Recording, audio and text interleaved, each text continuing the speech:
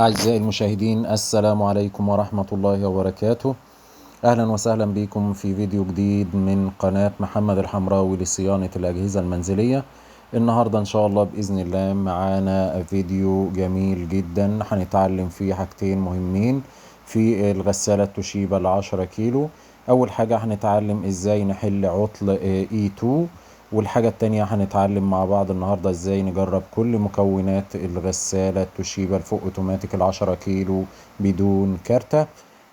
الكارتة هنخلعها خالص من الضفيرة وهنجرب كل المكونات، بس كل اللي احنا محتاجينه وصلتين سلك، وصلة هنعمل بيها كوبري على طرفين من الأطراف، ووصلة هنجرب بيها جميع الأطراف. ولكن في بداية الفيديو لو حضرتك أول مرة تتابعني، رجاء إن أنت تتفاعل مع القناة وتدوس لايك وشير علشان يصل لحضرتك كل الفيديوهات الجديدة إن شاء الله. طبعا E2 ده يا جماعة بيبقى السويتش بتاع الباب، والغسالة دي فيها سويتشين، واحد أمامي وواحد خلفي. السويتش اللي قدام حضراتكم ده الخلفي، ده احنا بنخلع الطرفين بتوعه ونوصلهم ببعض. وده السويتش الأمامي بيبقى واصل بسوكت في الضفيرة، متصل أيضا بالسويتش الخلفي. الاتنين بيبقوا متصلين ببعض، ولكن اللي ورا ده بيبقى الدراع بتاع الاتزان، واللي قدام ده بيبقى بتاع الباب. طبعا احنا بنعمل قفلة على السويتش الخلفي الأول ونجرب الغسالة، لو المشكلة منه بيبقى كده المشكلة اتحلت. ولو اللي قدام ده واللي قدام ده بيبقى في معظم الأحيان بيبقى في فار ولا حاجة بيبقى واكل الضفيرة، ده برضو ممكن يتعمل عليه قفلة والغسالة هتشتغل. ولكن لما نيجي نفتح الباب مش هتدي ايرور ولا حاجة. طبعا ده احنا بنفك السوكتات دي كلها والاطراف من الكارتة علشان اعلمكم ازاي نجرب الكارتة او مكونات الغسالة التوشيبا بدون كارتة. زي ما حضراتكم شايفين احنا بنشيل الكارتة خالص نركنها على جنب. ودي اللي قدامكم دي السوكتات بتاعة الغسالة اللي او بتاعة الضفيرة اللي بتركب في الكارتة، اللي الكارتة بتدي امر للموتور يشتغل والطرمبة تطرد والشداد يشد والصمام يدخل مية.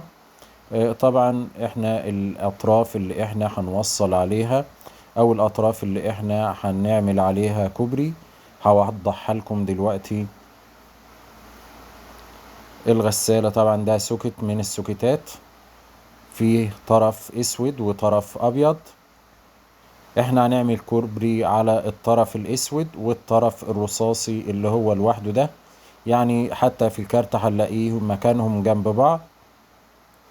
او احنا كده زي ما حضراتكم شايفين بنعمل كوبري على الطرف الرصاصي والطرف الاسود اللي متوصل في سوكت واحد مع الطرف الابيض زي ما حضراتكم شايفين. وهناخد وصلة سلك تانية هنوصلها بالطرف الابيض، دي اللي هنجرب بيها كل مكونات الغسالة. احنا طبعا هنجرب بفيشة الغسالة، مش هنجيب كابل خارجي ولا حاجة. يعني احنا دلوقتي هنحط الفيشة بتاعة الغسالة في الكهرباء ونجرب على كل السوكتات دي، مش محتاجين ان احنا نجيب كابل خارجي ولا حاجة. هنجرب على الفيشة بتاعة الغسالة مباشرة. يعني كل اللي احنا محتاجينه ان احنا نجرب كل المكونات دي، وصلتين سلك، وصلة هنعمل بيها كوبري ووصلة هنجرب بيها على الطرف الابيض. ده طبعا السوكت بتاع الترومبة احنا بنجرب عليه، الترومبة شغالة معانا. وده الصمام والشداد. وطبعا احنا بنجرب كده يا جماعة علشان لو الكارتة كانت فاصلة باور او فيها مشكلة وصلحناها، المفروض ان قبل ما نركبها نجرب كل المكونات بالطريقة دي، علشان لما نركب كارتة جديدة او كارتة بعد الاصلاح نكونوا احنا مطمنين على الاجزاء بتاعة او المكونات بتاعة الغسالة، ما يكونش فيها حاجة ضربة فتضرب الكارتة تاني. الموتور ده شغال معانا يمين وشمال مفيش مشكلة. وطبعا انا لما جربت لقيت كل المكونات شغالة تمام، ما فيهاش اي مشكلة خالص. وده طبعا يعني كانت حلقة النهاردة، ارجو ان هي تكون خفيفة على قلوبكم وتكونوا اتعلمتم منها حاجة. زي ما اوضح لكم كده، هو ده الكابل اللي احنا او وصلة السلك اللي هنجرب بيها على كل الاطراف، ودول الطرفين اللي هنعمل عليهم قفلة، الطرف الرصاصي والطرف الاسود. وهناخد وصلة سلك كده من الطرف الابيض هنلف بيها على جميع مكونات الغسالة ما عدا سوكت الليفل والسويتش. ودي كانت حلقتنا النهاردة، يعني أرجو إن هي تكون نالت إعجابكم. ويا ريت ما تنسوناش في التعليقات الجميلة بتاعت حضراتكم.